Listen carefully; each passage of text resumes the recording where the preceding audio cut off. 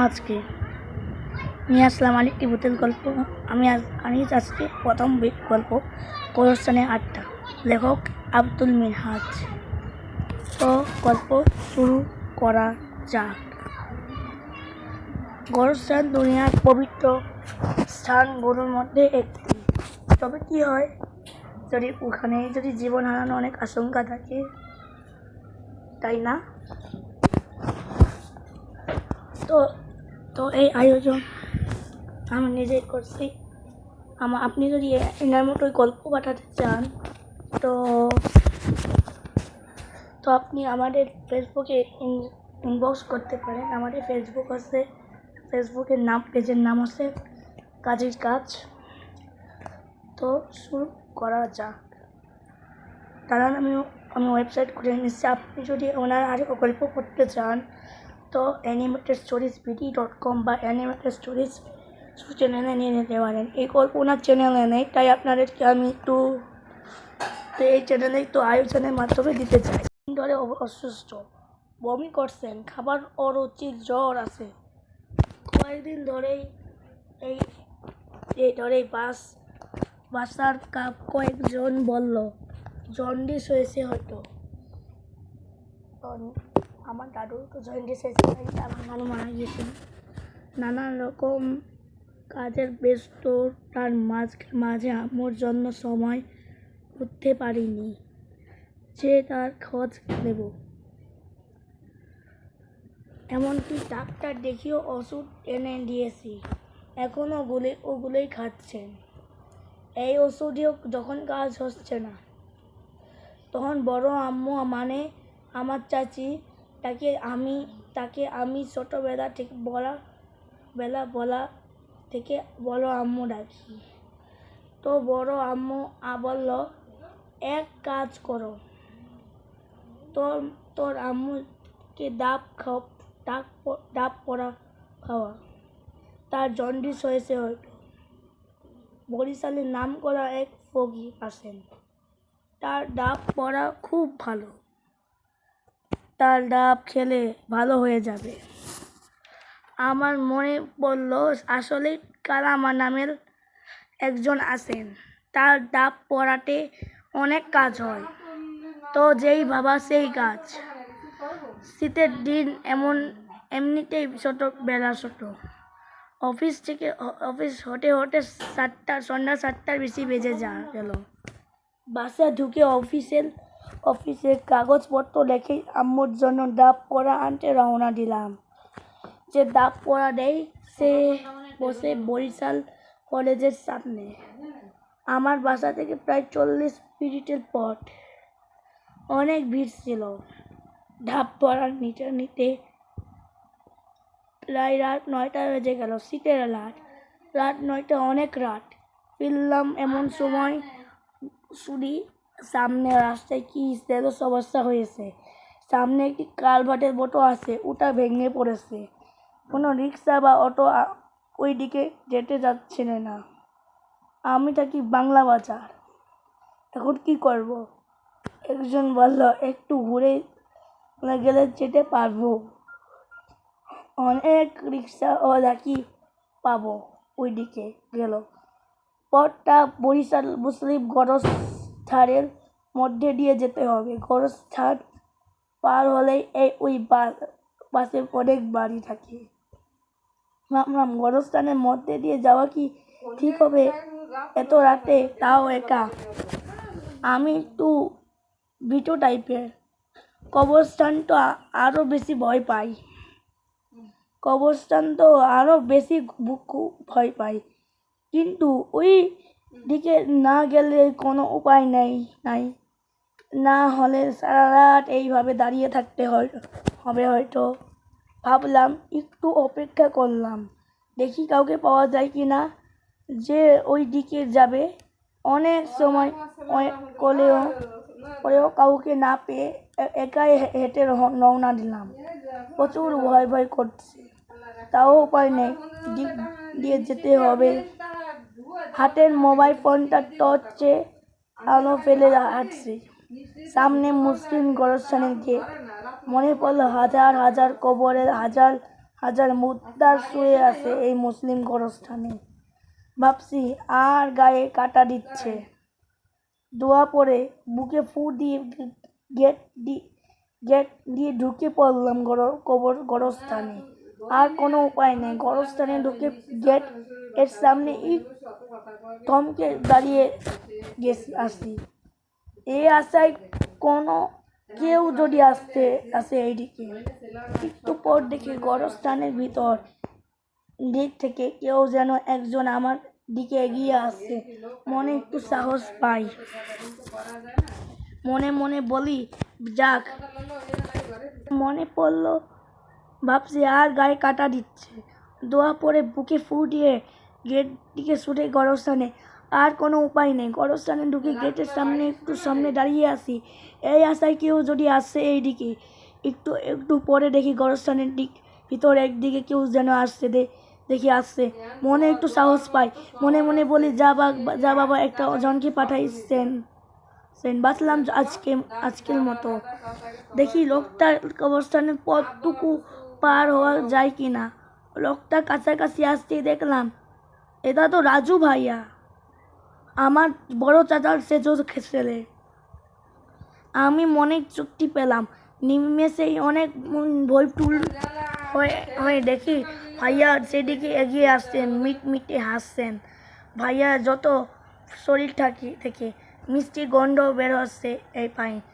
আমি ভাইয়াকে বললাম, আপনি এখানে কি করছেন ভাইয়া? রাজু ভাইয়া সব হাসি খুশি মানুষ, সে মুখে বলল, তোকে নিতে আসলাম, চল। আমি বললাম, ও আচ্ছা, কিন্তু জানেন কিভাবে যে আমি এখানে আইছি? আমার এই প্রশ্নে রাজু ভাইয়া দেয়নি। তার মুখে তাকিয়ে দেখি মিটি হাসছে। আমরা দুই ভাই হাঁটছি, পাশে হাজার হাজার কবরের মাঝখান দিয়ে হেঁটে চলেছি। হঠাৎ মনে পড়লো ভাইয়ার পারফিউমটা কথা।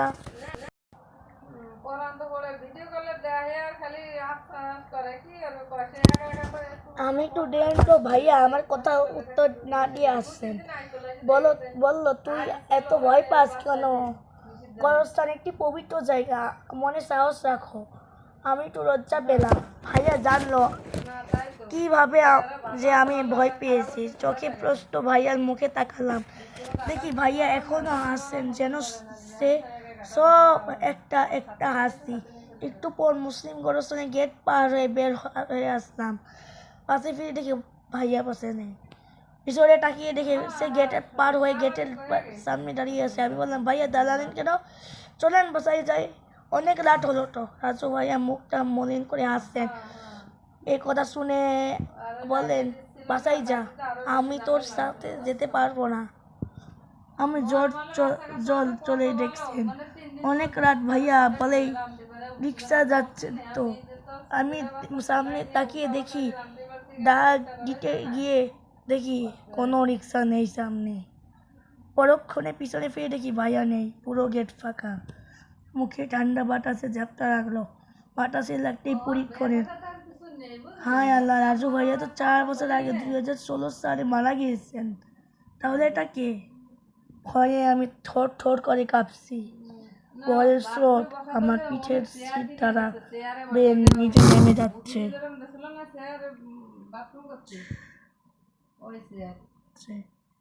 দল নাম ঘামছি। মুসলিম গোরস্থানের গেট দাঁড়িয়ে কল্পনা করছি, তবে কি মৃত্যু ভাইয়ার আত্মা আমি ভয় পাওয়াতে মুসলিম গোরস্থানের গেট পর্যন্ত এসেছেন। গলাকাটা ভূত লিখেছেন আনাস হোসেন মুশফিক। গলাকাটা জি ভূত। আমার গ্রামে আজকেই মার্ডার হয়েছে। এই মার্ডারের রহস্য কেউ বলতে পারে না। অনেকেই বলে এটা কোনো ভূত প্রেতের কাজ, তবে আমি ভূত প্রেতের উপর তেমন বিশ্বাস করি না, বা বিশ্বাস যা করি তাই বলা যেতে পারে। আমি আমি এই গ্রামেরই বাসিন্দা। আমি এই গ্রামে অনেক আগে থেকেই আসি। আমি আমার গ্রামকে অনেক ভালোবাসি। আমার আবার এক বট্টু জেঠু জেঠু জেঠুরই মার্ডার হয়েছে। তার পুরো মাথা কেটে ফেলা হয়েছে। এটা তবে কে করতে পারে? এটা কোনো সিরিয়াল কিলার নাকি অন্য কিছু, তা তো কিছুই বুঝি না। তাই আর কি আমি এই জিনিসের জন্য অনেক জায়গায় ঘুরে বেড়াই। আমি অনেক সিরিয়াল কিলারকে ধরি, তবে কত সিরিয়াল কিলার এমন নয় যে যে এমন করে গলা কেটে খুন করতে পারে। সবার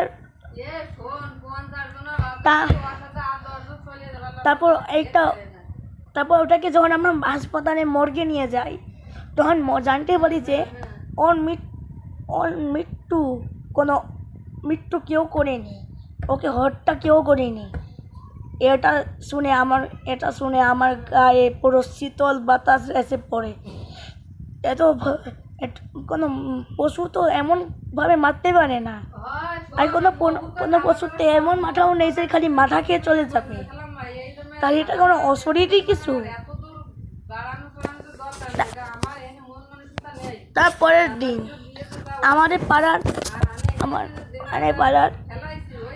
হোসনা নামক এক মেয়ে যখন বাড়ি গেল, তখন দেখলো যে একটা গলা কাটা ভূত, গলা কাটা কেউ একজনের মাথা কামড় দিয়ে বের করে নেয়। তা শুনে ও চিৎকার করে উঠে।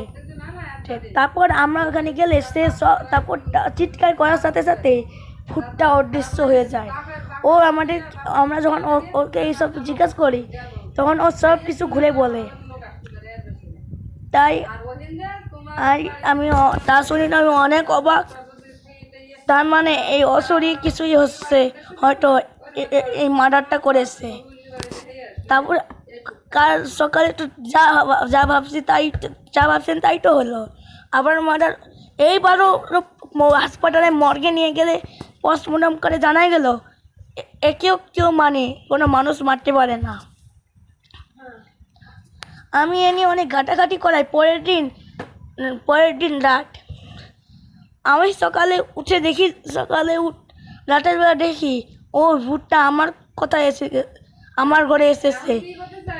তবে ওই মহিলাটা যা দেখিনি, ওটা হচ্ছে যে ওর মাথা তার থেকে কিছুটা দূরেই দেখা যায়।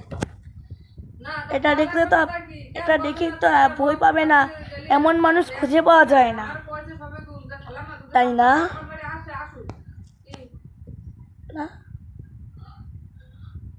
আমি তা দেখে আরো ভয় পেয়ে যাই। একদিকে এমনিতেই এটো মার্ডার হচ্ছে, তারপরে আমার খুন। তারপর বলতে না বলতে তাই আমি চিৎকার দিই। আমার চিৎকার দেওয়ার পরও ও আবার অদৃশ্য হয়ে যায়।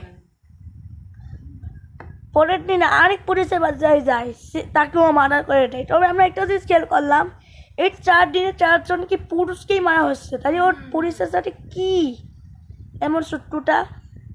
পরের দিন আমি আমার গ্রাম থেকে আরেক গ্রামে চলে গেলাম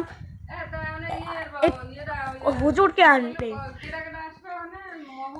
তাই আমি ওই হুজুরকে আনার পর আমরা ওই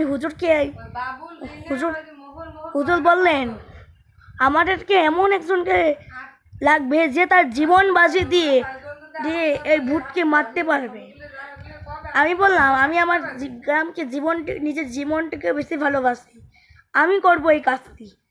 বলেছে বাবা ওকে একটু সাহস লেখো। আমি বললাম ঠিক আছে, আমি সাহস রাখতেছি। পরের দিন আমি ওনার কথা মতো একটা খাসি বা ছাগল বলা যায়, ওকে পুকুরে ফেলাই আসলাম। পরের দিন আবার ওই ভূতটা আমাকে মারতে আসলে, এবারও আমি চিৎকার দিলে ওই ভূতটা অদৃশ্য হয়ে গেল। খাসি দেওয়ার পরের দিন সকালে ভূত আমার সামনে হাজির হয়ে বলেছে, জি মালিক আপনি কি বলবেন, আমি সব কথা শুনতেছি। আমি বলি তুই একটু মাসুম মানুষদেরকে মারছিস কেন? বললো ভাই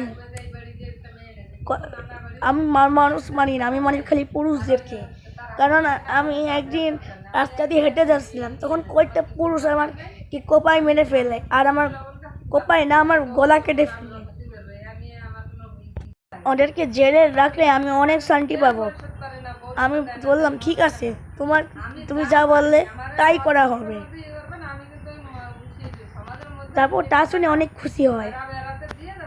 তারপরের দিন ওদেরকে আমরা গ্রেফতার করে পুলিশ থানায় রেখে চলে আসছি। তো এবারে গল্প মিস্টিরিয়াসলি শুরু করা যাক। তো মিস্টিরিয়াসলি নানিমের মা বাবাকে খুন করলো তার কাকা চম্বি সুব্রত সাহেব। সে নালিমকেও মারার চেষ্টা করে, তবে নালিম পালিয়ে আসে এবং নালিম এক সমুদ্রের পাশে গ্রামে থাকা শুরু করে দেয়।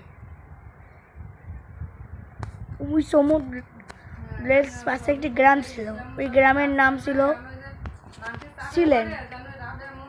কারণ এটি সমুদ্রে নয়, সাগরের পাশে অবস্থিত ছিল। নালিম ওই সাগরে মাছ ধরত, সাগরে মাছ ধরেও ভালো টাকায় উপার্জন করতেছিল।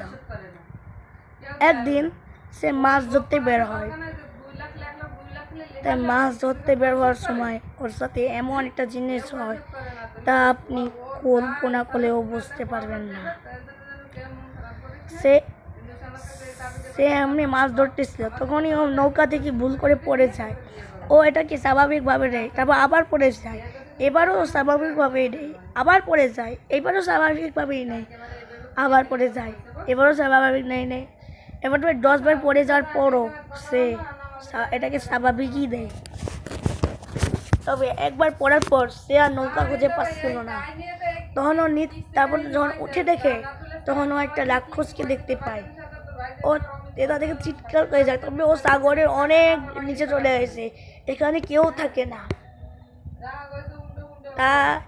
তাই ও তার জীবনের আশা প্রায় ছেড়েই দেয়। তারপর রাক্ষসটা যখনই তাকে খাওয়ার জন্য আসে, তখনই কোথা থেকে যেন একটা রাক্ষসটা বলেছিল, যা বলেছ তা শুনে আপনিও ভয় পেয়ে যাবেন। আচ্ছা, হাজারো বছর পর একটা মানুষ দেখাচ্ছি। আমার নাম কিটুলু। আমি তোকে আজকে খেয়ে অনেক ভালো একটা মজার কাজ করবো। একটা কথা থেকে যেন একটা এঞ্জেল এসে তার তলোয়ার থেকে বজ্রপাত খেলে ওই রাক্ষসটাকে মেরে দেয়। নালিম কিছু না করে সেই দিন বেঁচে ফিরে আসতে পারে।